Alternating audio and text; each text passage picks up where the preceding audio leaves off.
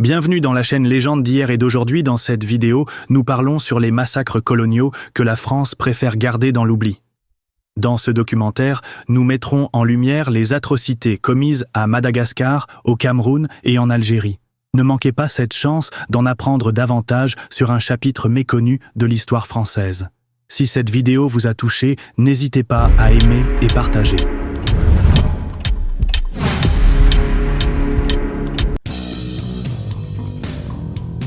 L'histoire de la France est profondément liée au colonialisme. Pendant des siècles, la France a détenu de vastes territoires en Afrique, en Asie et dans les Caraïbes.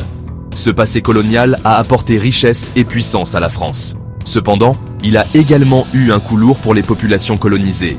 Cet essai explorera certains des chapitres les plus sombres de l'histoire coloniale française, les massacres à Madagascar, au Cameroun et en Algérie. Ces événements restent des sujets sensibles en France, même aujourd'hui. Ils mettent la nation au défi de confronter son passé et son héritage de violence. Les entreprises coloniales françaises impliquaient souvent une exploitation et une oppression brutale. Les populations indigènes étaient soumises au travail forcé, à la dépossession de leurs terres et à la suppression culturelle. La résistance à la domination française a été accueillie par une répression rapide et souvent impitoyable.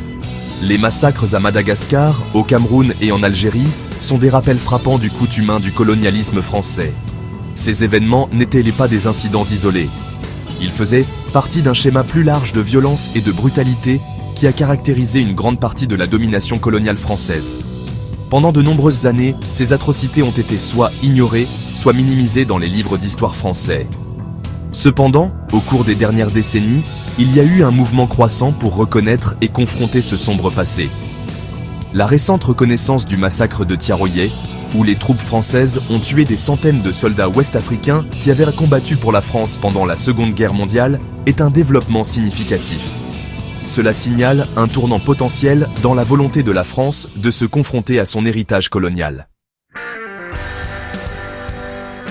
En 1947, Madagascar, une colonie française depuis la fin du XIXe siècle, a été engloutie par un soulèvement contre le régime colonial.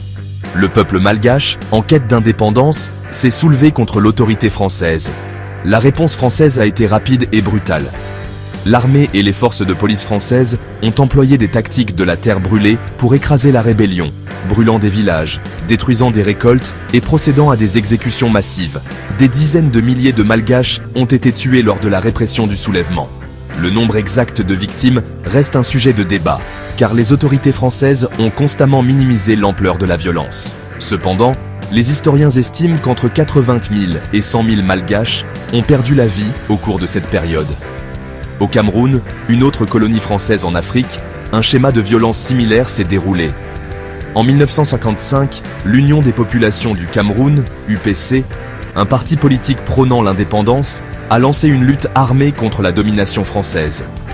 L'armée française a réagi avec une force écrasante, ciblant non seulement les combattants de l'UPC, mais aussi les civils soupçonnés de soutenir le mouvement.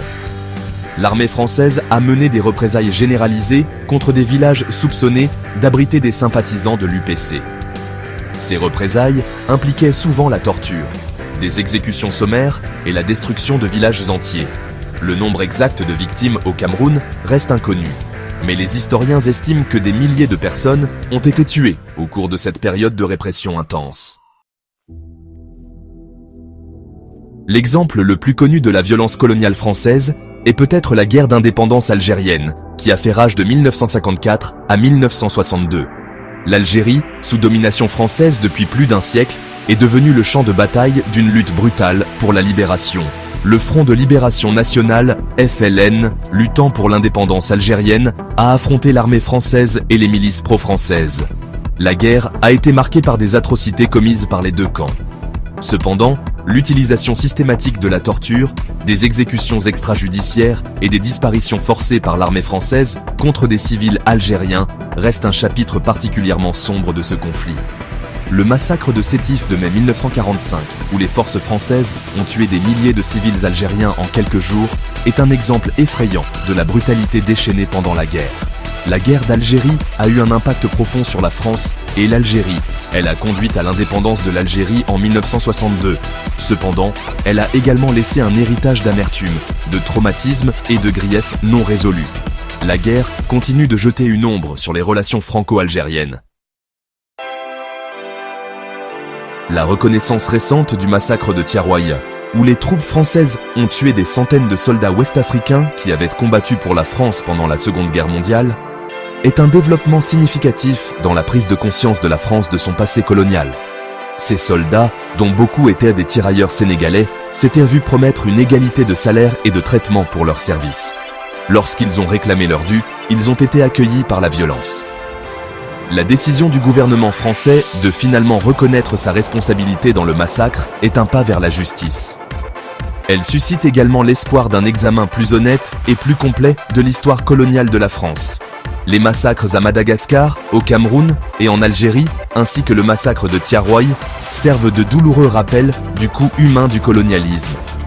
Reconnaître ces événements ne consiste pas à attribuer des blâmes ou à s'attarder sur le passé. Il s'agit de comprendre les conséquences à long terme de ces actions et de travailler à la réconciliation. En confrontant son passé colonial, la France peut commencer à guérir les blessures de l'histoire et à construire un avenir plus juste et plus équitable.